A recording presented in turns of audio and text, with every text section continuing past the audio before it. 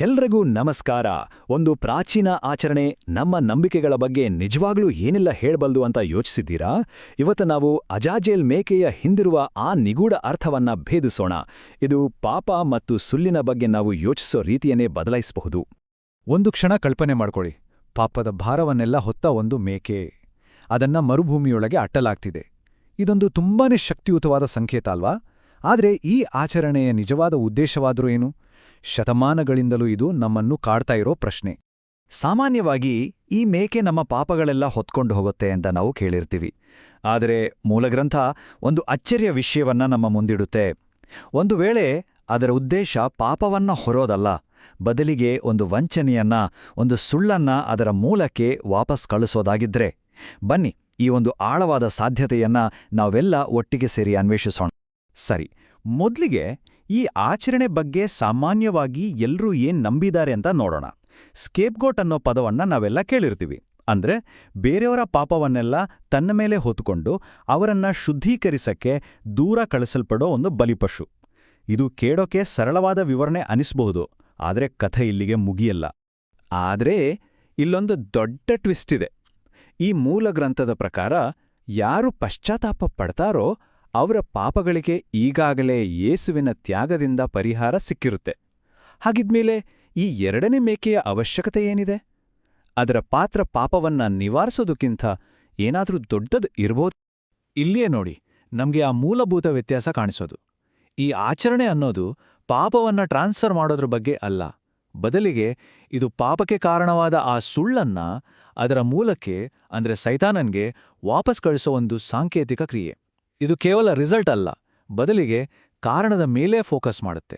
ಈ ಜವಾಬ್ದಾರಿಯನ್ನ ನಾವು ಸರಿಯಾಗಿ ಅರ್ಥ ಮಾಡ್ಕೋಬೇಕು ಅಂದ್ರೆ ಮೂಲ ಗ್ರಂಥ ನಮ್ಗೆ ಒಂದು ಕಾನೂನಿನ ಚೌಕಟ್ಟನ್ನ ಕೊಡುತ್ತೆ. ನೋಡಿ, ಯಾವುದೇ ಅಪರಾಧದಲ್ಲಿ ಕೇವಲ ಒಬ್ನೇ ಅಪರಾಧಿ ಇರಲ್ಲ. ಸಾಮಾನ್ಯವಾಗಿ ಒಬ್ಬ ಪ್ರಧಾನ ಅಪರಾಧಿ, ಅಂದ್ರೆ ಮೇನ್ ಕಲ್ಪ್ರೇಟ್, ಮತ್ತು ಅವನಿಗೆ ಸಹಾಯ ಮಾಡೋಕೆ ಒಬ್ಬ ಸಹಚರ ಇರ್ತಾರೆ. ಪಾಪದ ವಿಷಯದಲ್ಲೂ ಇದೇ ತತ್ವ ಅಪ್ಲೈ ಆಗುತ್ತೆ. ಈ ಒಂದು ಕಾನೂನಿನ ಚೌಕಟ್ಟಿನಲ್ಲಿ ಸೈತಾನನೇ ಪ್ರಧಾನ ಅಪರಾಧಿ, ಯಾಕಂದ್ರೆ ಅವನೇ ವಂಚನೆಯನ್ನ ಹುಟ್ಟುಹಾಕಿ ಅಪರಾಧಕ್ಕೆ ಪ್ರಚೋದನೆ ಕೊಟ್ಟಿದ್ದು. ಇನ್ನೊಂದು ಕಡೆ ಮಾನವೀಯತೆ ಸಹಚರಣ ಪಾತ್ರವನ್ನ ವಹಿಸುತ್ತೆ, ಯಾಕಂದ್ರೆ ಆ ವಂಚನೆಗೆ ಮರುಳಾಗಿ ಅಪರಾಧದಲ್ಲಿ ಪಾಲ್ಗೊಳ್ಳೋಕೆ ಆಯ್ಕೆ ಮಾಡಿಕೊಂಡಿದ್ದು ಮಾನವ. ಇಲ್ಲಿರೋ ತುಂಬಾನೇ ಮುಖ್ಯವಾದ ಅಂಶ ಅಂದ್ರೆ ಜವಾಬ್ದಾರಿಯನ್ನ ವರ್ಗಾಯಿಸೋಕೆ ಆಗಲ್ಲ. ಈ ದೃಷ್ಟಿಕೋನದ ಪ್ರಕಾರ ಸಹಚರ ತನ್ನ ತಪ್ಪಿನ ಸಂಪೂರ್ಣ ಹೊಣೆಯನ್ನ ಪ್ರಚೋದನೆ ಕೊಟ್ಟವನ ಮೇಲೆ ಹಾಕೋಕೆ ಆಗಲ್ಲ. ಪ್ರತಿಯೊಬ್ಬರೂ ತಮ್ಮ ಆಯ್ಕೆಗಳಿಗೆ ಮತ್ತು ತಮ್ಮ ಪಾತ್ರಕ್ಕೆ ತಾವೇ ಜವಾಬ್ದಾರರು. ಇದು ಹೊಣೆಗಾರಿಕೆಯ ಬಗ್ಗೆ ಒಂದು ತುಂಬಾನೇ ಶಕ್ತಿಯುತವಾದ ಪಾಠ. ಹಾಗಿದ್ರೆ ಪಾಪಕ್ಕೆ ಕಾರಣವಾದ ಆ ಮೂಲ ಸುಳ್ಳು ಯಾವುದು? ಅದನ್ನ ಸರಿಯಾಗಿ ಅರ್ಥ ಮಾಡ್ಕೋಬೇಕು ಅಂದ್ರೆ ಸೈತಾನ ಹೇಳಿದ ಆ ನಿರ್ದಿಷ್ಟ ವಂಚನೆಗಳನ್ನ ನಾವು ಒಂದೊಂದಾಗಿ ವಿಶ್ಲೇಷಿಸಬೇಕಾಗುತ್ತೆ.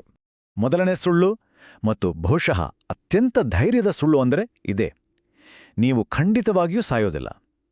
ಇದು ದೇವರು ಕೊಟ್ಟಿದ್ದ ಸ್ಪಷ್ಟವಾದ ಎಚ್ಚರಿಕೆಗೆ ನೇರವಾಗಿ ವಿರುದ್ಧವಾಗಿತ್ತು.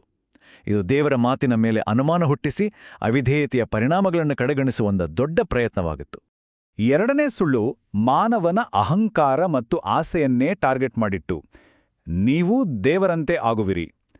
ಇದು ಕೇವಲ ಒಂದು ಸುಳ್ಳಾಗಿರಲಿಲ್ಲ, ಅದೊಂದು ದೊಡ್ಡ ಪ್ರಲೋಭನೆ. ಮಾನವೀಯತೆ ಯಾವತ್ತಿಗೂ ಹೊಂದಿರದ ದೈವಸ್ಥಾನಮಾನವನ್ನ ಪಡೆಯಬಹುದು ಅನ್ನೋ ಆಸೆ ತೋರಿಸಿ ಅವರನ್ನ ಪಾಪದ ದಾರಿಗೆಳಿ. ಈ ಎರಡು ದೃಷ್ಟಿಕೋನಗಳ ನಡುವಿನ ವ್ಯತ್ಯಾಸವನ್ನು ಒಮ್ಮೆ ಗಮನಿಸಿ. ಒಂದು ಕಡೆ ಸೈತಾನನ ವಾದಗಳು ದೇವರ ಆಜ್ಞೆಗಳನ್ನ ದಬ್ಬಾಳಿಕೆ ಅಂತ ಚಿತ್ರಿಸುತ್ತೆ. ಇನ್ನೊಂದು ಕಡೆ ಸತ್ಯ ಏನು ಅಂದ್ರೆ ಆ ಆಜ್ಞೆಗಳು ಪ್ರೀತಿ ಮತ್ತು ನ್ಯಾಯದ ಅಭಿವ್ಯಕ್ತಿ. ಈ ಸುಳ್ಳುಗಳು ರಿಯಾಲಿಟಿಯನ್ನೇ ಹೇಗೆ ತಿರುಚಿಬಿಡುತ್ತೆ ಅನ್ನೋದು ಇದರಿಂದ ಸ್ಪಷ್ಟವಾಗಿ ಗೊತ್ತಾಗುತ್ತೆ. ಮೂಲ ಗ್ರಂಥ ಇದನ್ನ ಒಂದು ಸಿಂಪಲ್ ಆದರೆ ಪವರ್ಫುಲ್ ಫಾರ್ಮುಲಾ ಮೂಲಕ ಹೇಳುತ್ತೆ.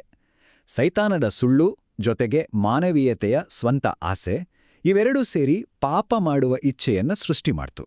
ಅಂದ್ರೆ ಇದು ಹೊರಗಿನ ಪ್ರಚೋದನೆ ಮತ್ತು ಒಳಗಿನ ಆಯ್ಕೆಯ ಒಂದು ಮಾರಕ ಕಾಂಬಿನೇಷನ್. ಸರಿ, ಅಪರಾಧದಲ್ಲಿ ಇಬ್ಬರೂ ಜವಾಬ್ದಾರರು ಇರೋದರಿಂದ ನ್ಯಾಯಯುತವಾದ ಪರಿಹಾರ ಕೂಡ ಎರಡೂ ಬೇರೆ ಬೇರೆ ಭಾಗಗಳನ್ನು ಹೊಂದಿರಲೇಬೇಕು ಅಲ್ವಾ? ಪ್ರತಿಯೊಂದು ಪಾತ್ರಕ್ಕೂ ಒಂದು ಪ್ರತ್ಯೇಕವಾದ ಪರಿಹಾರದ ಅಗತ್ಯ ಇದೆ. ನೋಡಿ, ಪರಿಹಾರ ಎರಡು ಹಂತಗಳಲ್ಲಿ ಬರುತ್ತೆ. ಮೊದಲನೇದು ಸಹಚರಣ ಪಾಪಕ್ಕೆ ಸಂಬಂಧಿಸಿದ್ದು. ಇದು ಯೇಸುವಿನ ತ್ಯಾಗದಿಂದ ಪರಿಹಾರ ಆಗತ್ತೆ. ಎರಡನೇದು ಪ್ರಧಾನ ಅಪರಾಧಿಯ ಸುಳ್ಳಿಗೆ ಸಂಬಂಧಿಸಿದ್ದು. ಇದನ್ನ ಪಶ್ಚಾತ್ತಾಪ ಪಡೋ ವ್ಯಕ್ತಿ ಆ ಸುಳ್ಳನ್ನ ಪ್ರಜ್ಞಾಪೂರ್ವಕವಾಗಿ ತಿರಸ್ಕರಿಸಿ ಅದರ ಮೂಲಕ್ಕೆ ವಾಪಸ್ ಕಳಿಸೋದ್ರಿಂದ ಪರಿಹಾರ ಆಗುತ್ತೆ. ಒಂದು ಪರಿಣಾಮಕ್ಕಾದ್ರೆ ಇನ್ನೊಂದು ಕಾರಣಕ್ಕೆ.